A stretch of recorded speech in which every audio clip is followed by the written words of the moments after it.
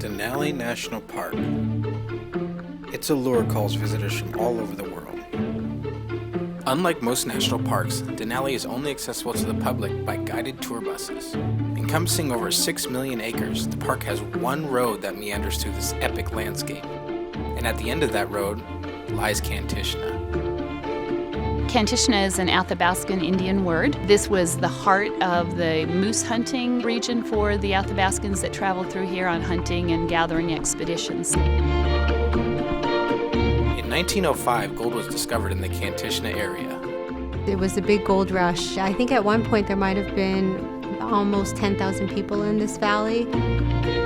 When mining was closed by the Park Service, after this became a preserve, they started this lodge as a place to feed and house people that were coming in, mostly to do the surveying of the preserve. And that grew into 27 cabins by the time that Doyon purchased in 1996. The Native Alaskan company Doyon Limited is the native regional corporation for interior Alaska. Doyon has over 18,000 shareholders, many of whom are Athabascan Indian, whose ancestors called home to the Kantishna and Denali Park region. Our people are very generous with their time and historically with their food for the first people that came to Alaska that weren't native. And I think that's one of the things that makes us good hosts here at Kantishna. We welcome people to our home communities when people come, and we do have a lot of visitors.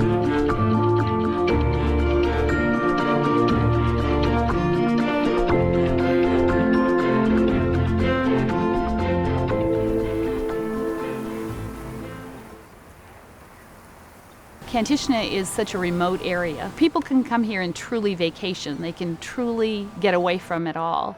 And if and when they allow themselves to do that, you see the place affect them. You see them affected by Mother Nature, by all of the calmness and peace that surround us here.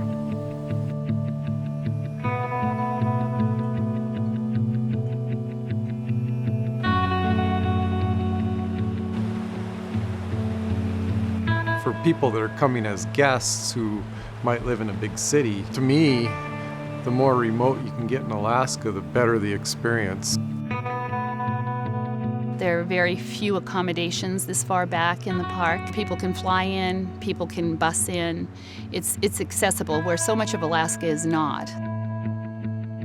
The base of Denali is just 25 miles from us.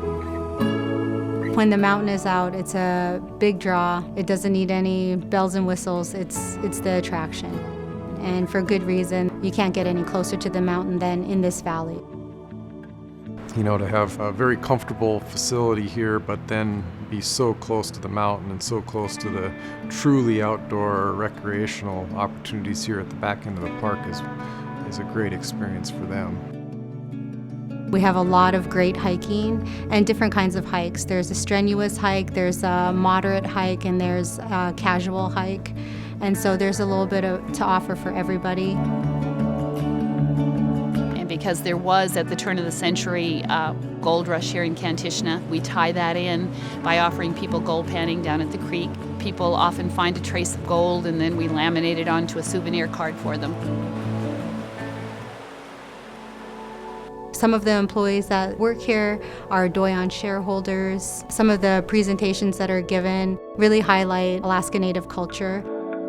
You're going to meet people who can tell you about their lives day to day, living on the rivers of interior Alaska, living off of the land essentially, as our ancestors have done for thousands of years.